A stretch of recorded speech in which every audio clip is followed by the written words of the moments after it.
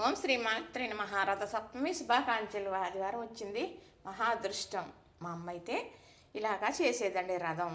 అంటే నేను ఇప్పుడు చిక్కుడుకాయలతో చేశాను. మరి ఇప్పుడు అందరూ చిక్కుడుకాయలతోటే చేస్తున్నారు. మరి మా అమ్మ చేసేది అంటున్నాను కదా, ఆ ఐటెం దొరకవు.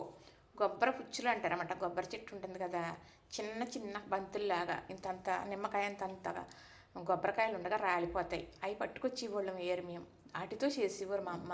మా అమ్మ పూజ చేసుకున్న తర్వాత దీనికి తాడు కట్టేసి మేము ఇలా ఆడుకునేవాళ్ళం పట్టుకెళ్ళి. అయితే ఆ కొబ్బరి బంతులు దొరకవు కదండి మరి ఇక్కడ పల్లెటూరులోనే దొరకట్లేదు, ఇక మాకేం దొరుకుతాయి. అయితే ఎప్పుడు చిక్కుడుకాయలతో చేస్తాను.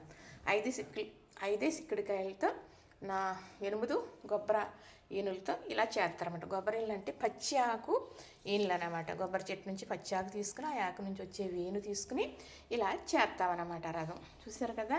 ఇప్పుడు ఈ రథం పూజ దగ్గర పెట్టిన తర్వాత ఈ మొల్ల పువ్వులు పెడతాం.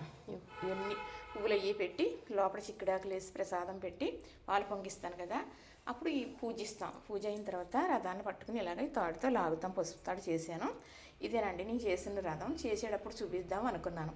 అయితే నాకు ఎవరో వీడియో తీసేవాళ్ళు లేక ఇలా ఒక అయిపోయిన తర్వాత చెప్తున్నాను. ఏముందండి, నా ఈను పుల్ల ముక్కలు సమానంగా ఇరుసుకోవాలి. సమానంగా ఇరుసుకున్న తర్వాత 8 పుల్లలో ఇలా 4 వస్తాయి.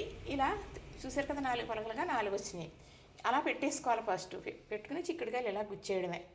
ఇలాగా ఈ మూల ఇలా గుచ్చేయడమే. ఈ మూల ఇలా గుచ్చేసాక ఆ పైనుంచి ఇలాగా ఈ 4 పొరలు గుచ్చిన తర్వాత ఈ 4 పొరలు ఇక్కడ ఇలా చిక్కుడుకాయ గుచ్చేయడమే. చాలా ఈజీయేనండి, చెప్పేసాను కదా. మరి అంతకన్నా బాగా అర్థం చేసేసుకుంటారు చెప్తేనని కాదు. ఇంతేనండి.